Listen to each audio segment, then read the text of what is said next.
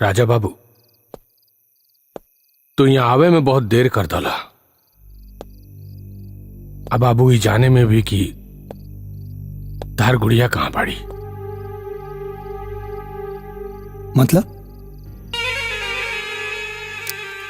मतलब बाबू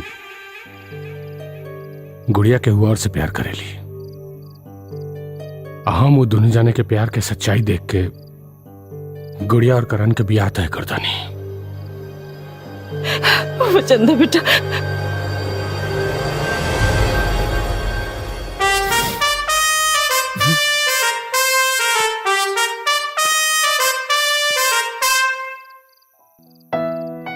चाचा, एक बार हमके हमरा गुड़िया से मिलवा दी। अगर वो खुद भाग के हमरा लगे ना आ गेली तो फिर पलट के ना देखा। नाइस। तो तारा इतना भरोसा बा अपना प्यार पर। अगर तारा प्यार में बाबू इतना ही ताकत बा तो सुना, वो राधा ही तहार गुड़िया है। अब तो हम तहार प्यार के ताकत देखे चाहता नहीं, लेकिन हाँ, राजा बाबू बन के ना, राजू बन के। अरे तबे हम कहीं कि राधा के देख के हमके करंट कहे लागत रहे, तो यू गुड़िया वाली बात रहे। निशाना एकदम सही जगह लगल बा चाचा। चाचा, गुड़िया हमरा इजाजत के बिना मर भी ना सकेली। कि उसे प्यार और शादी कैल तो बहुत दूर के बात बा।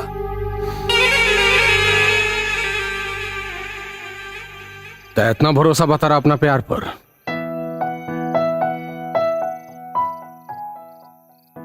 देखा चाचा, प्यार पे जो भरोसा बा वो तो बटले बा। सबसे बड़ा भरोसा हमके हमरा माई के सौगंध पे बा। अब गुड़िया के बियाह तो हमरे से हुई। गायक है ना चाचा, एगो गाना बड़ी फड़फड़ाता निकले खातिर। गा दी? गा देता, सुनो। तुझे अपना बनाने की कसम खाई है।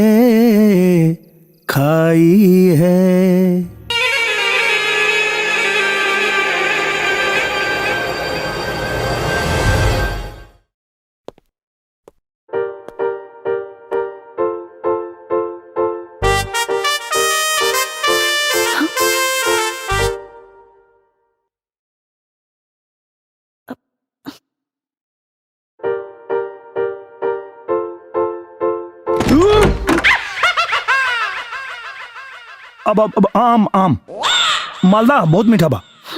ई सब छोड़ा, का देखत रहला? कुछ ना, अब हम तो आम देवे आइल नहीं। कुछो ना देखत रहला। हमार कसम खा के बोला।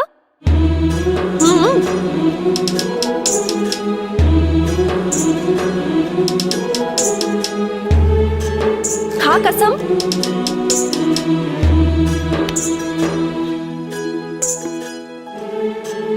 अब कसम काहे खाए के रही तो आम ना खाई।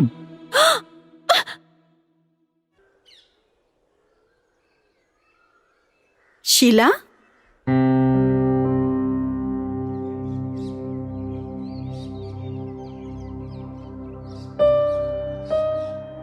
शीला, तू ओकरा के भुला दा। राजू तोहरा से कब्बो प्यार ना करी। पर हमरा के तो प्यार करे से न रोक सकेले। पागल मत बना। पागल तम हो गइल बानी। अब उनका के पाजाम न ता।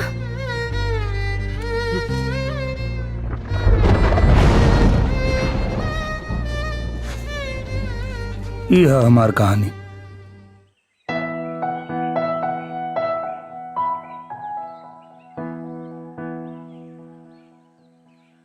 राधा के वो और ना, हमार गुड़िया है। ओके जाके बता कहे निकल दे।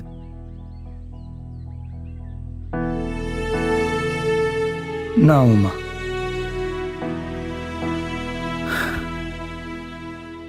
हम क्यों के चैलेंज दिल बानी कि राधा के राजा बाबू बन के ना राजू बन के प्यार करो। हम हो तो देखें राजा बाबू कितना बदलल बाने समय के साथ।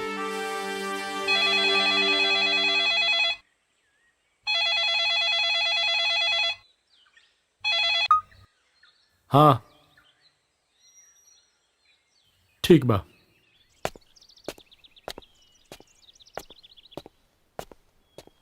नमस्ते चाचा। आओ बाबू, बरसों बाद तारा के देख के खुशी के मारे हमार करेजा चौड़ा हो गई। बताई चाचा, कोनो खास काम रहे? तू तो जाना तारा बाबू, गुड़िया के बाबूजी अतार चचा के एगो सपना रहे कि जगह जगह हर गांव में उनका नाम के अस्पताल खुले और गरीब आदमी के मुफ्त में इलाज हो सके।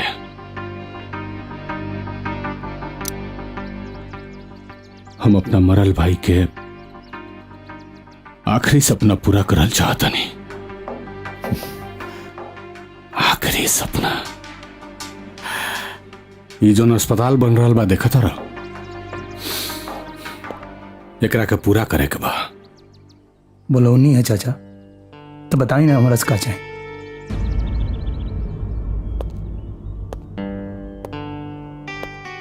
ये जमीन देख रहा बड़ा, ये गांव वालन के जमीन है। बाबू ये अस्पताल के और बढ़ावे के बा, गांव वालन के मुफ्त में इलाज हुई, केहू के शहर शहर भटके के जरूरत ना पड़ी। हो जाए चाचा। नाइस। आज हमार बेटा रहित तो तारे उम्र के रहित। आज से ही सारा काम के हेड तू रहबा। अब बाबू तू जौने कहबा तौने हुई। ठीक बा, चला तानी। नाइस।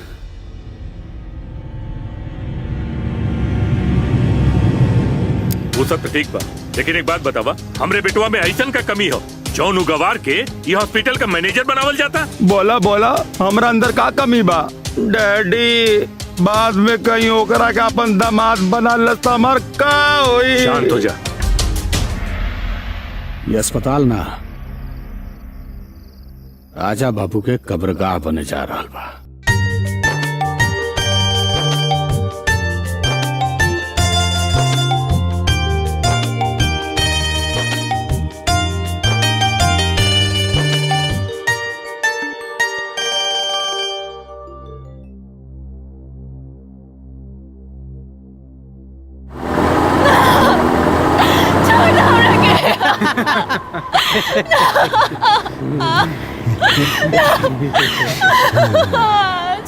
आज मंदिर में तो बहुत चाहकत रहलू। हाँ, अब तो के मजा चखावता।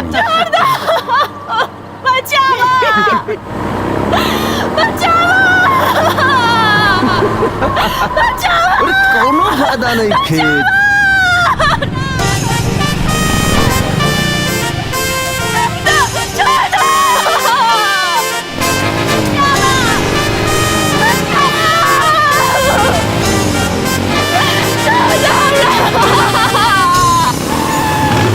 कौन है रे?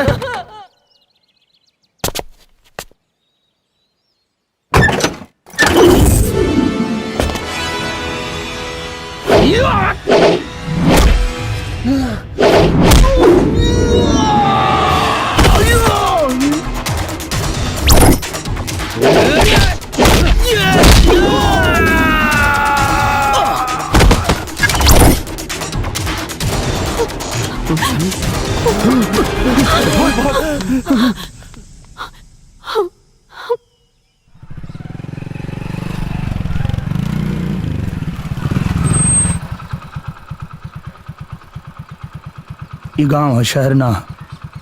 तनी संभल के रहल करा। सॉरी, गलती हो गई। अरे कोनो बात ना, हम तो के वो सिखा दे। ओके, आत्मरक्षा के का कहल जाला अंग्रेजी में? Self defence. हाँ, हम सिखा दे। इडियट।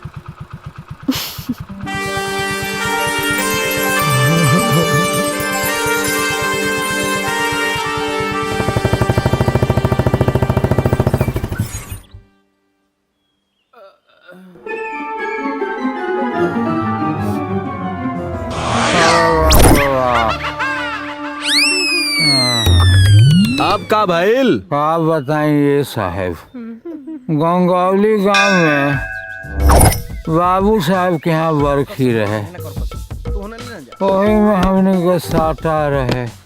हमार सब लड़का अपन अपन साजबाज सेट करत रहे सो, लोग शोक प्रकट करत रहे। Hello hello hello hello hello.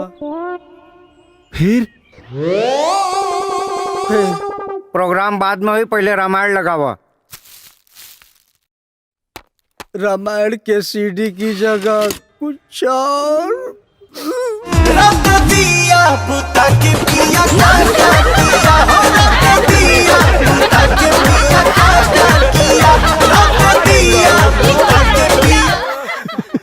फिर का भैल?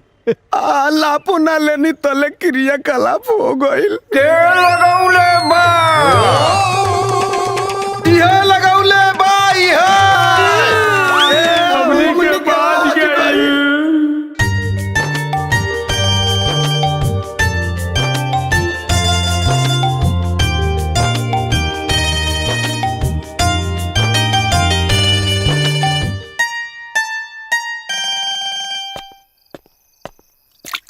संतू चाचा, अरे आगे ले बाबू। ई रहल गांव वालन के कागज। शाबाश बेटा। भाई जौन काम इतना दिन में केहू ना कर पैलस, तू इतना जल्दी कर डाला। नाइस। अब जाके बड़े भैया की आत्मा की शांति मिली। प्रणाम भैया।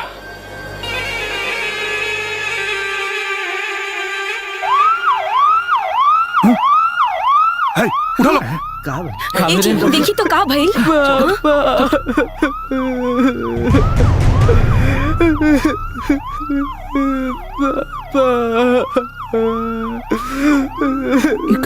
पेट में दर्द रहे, हॉस्पिटल लेके गई नहीं तो डॉक्टर कहले कि इनका लीवर और किडनी दोनों फेल हो गई बा।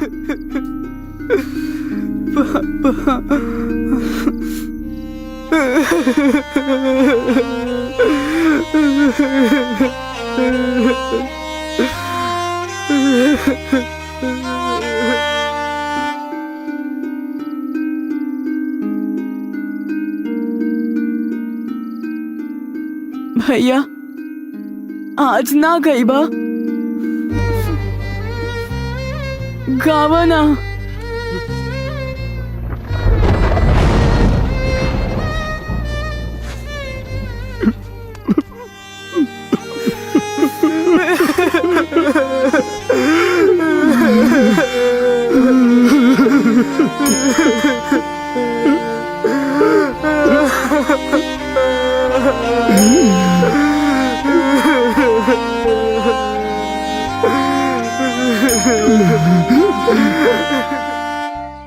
हमरा के बुलावले रानी चाचू?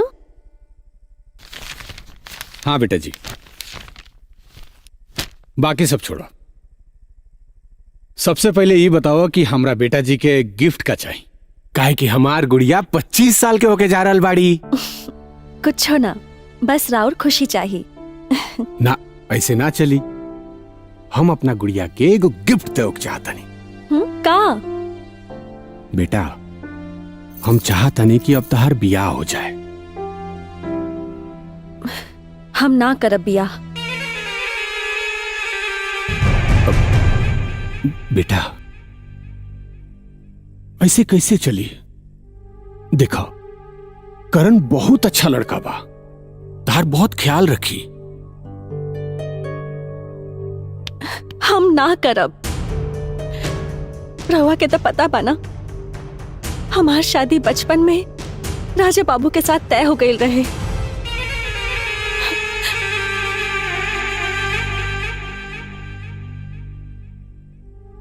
हम जानता नहीं बेटा,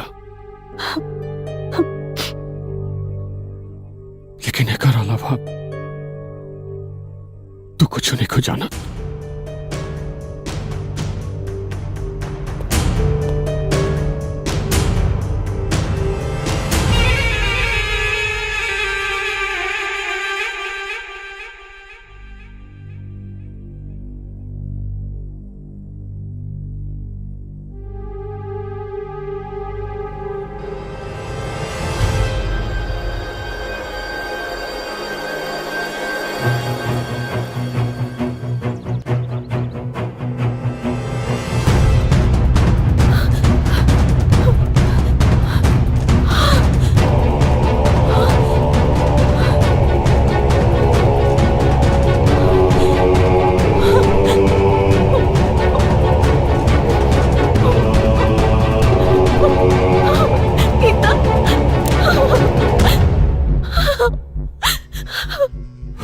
राजा बाबू के ना बचा पौनी बेटा।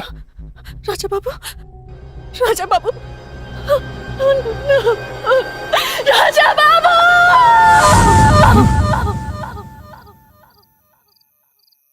राधा,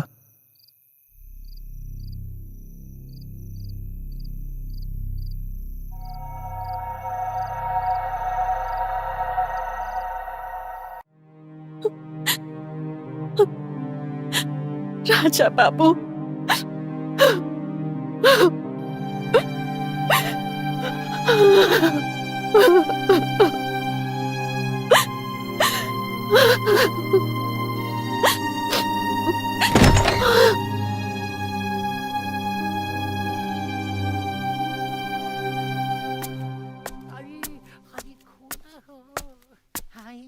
कोरा में आजा, कोरा में आजा, आजा। मामा जी प्रणाम। अरे बाप रे बाप, अरे माफ कर देता। अरे जिंदगी में तो पहली बार मौका मिला रहे, ओ मैं पकड़ा गई नहीं, हमरा के माफ कर दे दादा। मामा ऐसा ना तोहार टैलेंट आज लेके वो इस्तेमाल कैले नहीं खे। टैलेंट? हाँ, अरे तोहरे अंदर बहुत कमाल के टैलेंट है। अच्छा, कहा कि तोहरे अंदर जासूसी वाला टैलेंट है।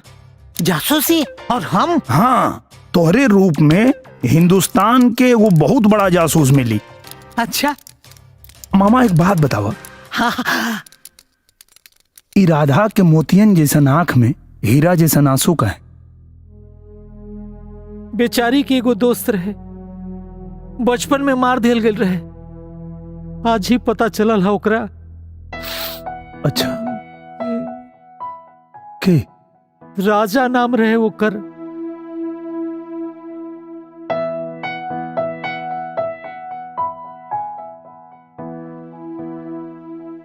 आज ही जीजाजी बतौले हवन।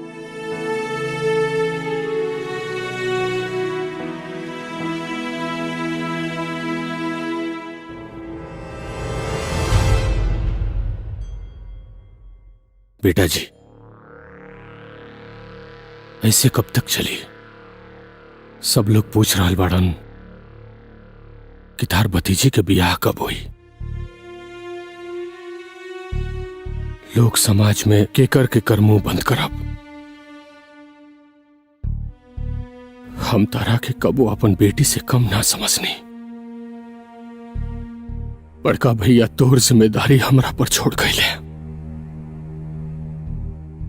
हम ऊपर जाके उनका के काम हो दिखाए। देखो बेटा, हम करण से तोहर बियाह तय कर दिल बनी। हमारा भैया जी के इज्जत दाव पर मत लगाओ।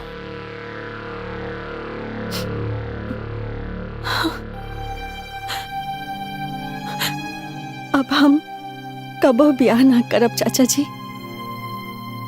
ई जन्म में तो हमार मांग के सिंदूर राजा बाबू के साथ चल गए।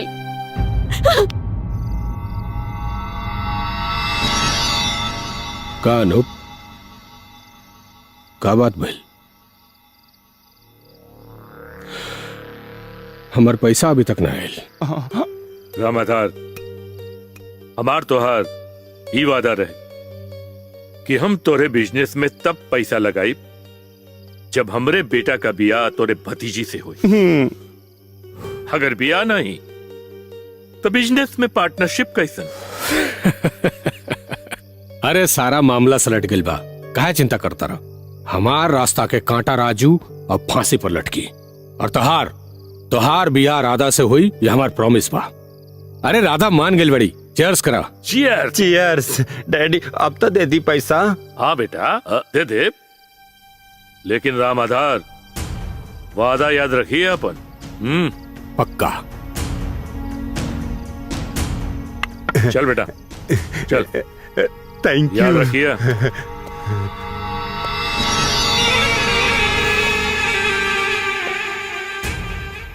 गलत, बहुत गलत कहले तू। रामाधार के धमकी पसंद नहीं के। अब तू दोनों बाप बेटा के मौका देख के मार दे, कहे कि अब ना तकबो ना। नाइस।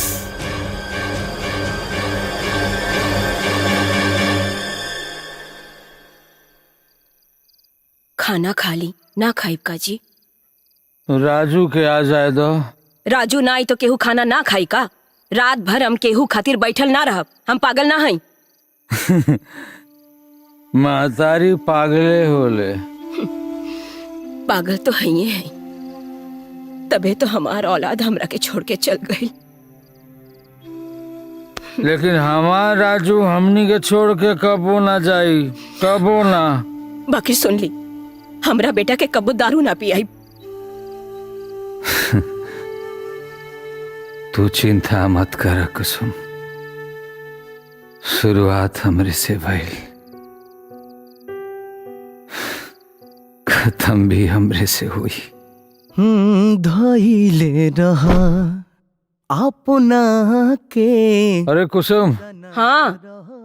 अरे कुछ। अरे शीला, खाना बनने में कितना टाइम बा बेटा?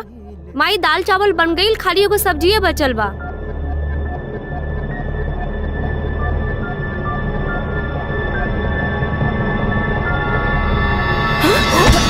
रउआ के का भइल जी? अरे चाचा के का हो गइल? उठाओ जल्दी। चाचा सोच करके ले चलो। मम्मी सिरानी लगावा। बढ़िया से।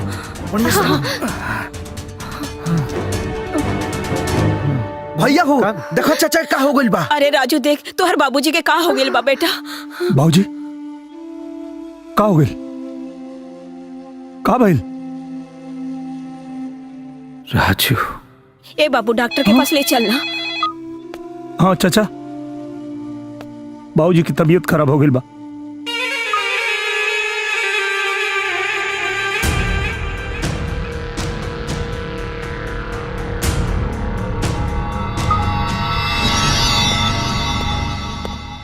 का भइल डॉक्टर साहब?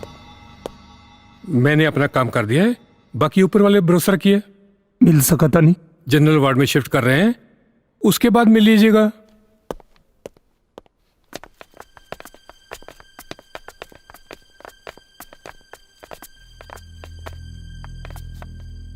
बाबूजी। राजू। हाँ बाबूजी। लागत अब चाय की पड़ी। ऐसा काहे बोला था? तोरा हाथ में दूध के बोतल की जगह दारू के बोतल पकड़ा देनी।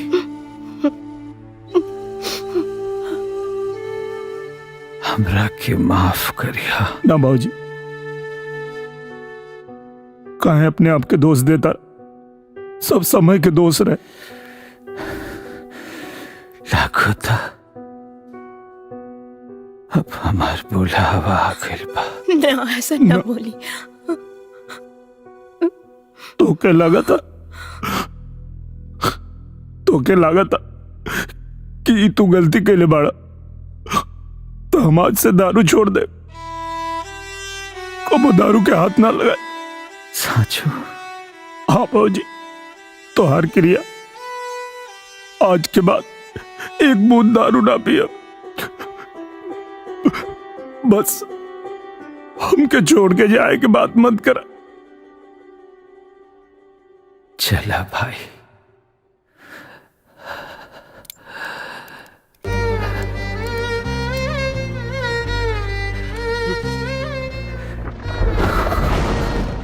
अपन काम पूरा भाई।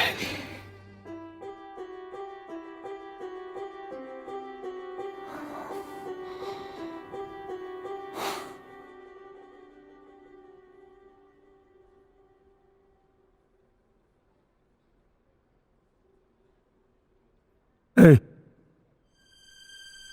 देखा, नाटक मत करो हमसे, बहुत हो गया। हम कह देनी ना दारू छोड़ दे बाप, नाटक मत कर। चलो उठा उठा, हम कहता नहीं।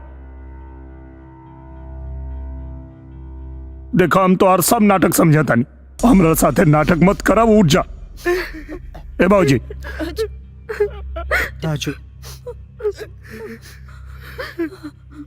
चाचा अब नाराज। चुप, फालतू बात कर बे, मार के मुंह तोड़ दे। ए बाबूजी, हम कहता नहीं, उठा। ए माई, उठा तू, उठी ना तोर बात ना टली। राजू के बाबू, उठी ना, उठी, उठी ना, उठी, अरे रवा उठी ना, राजू के बाबू।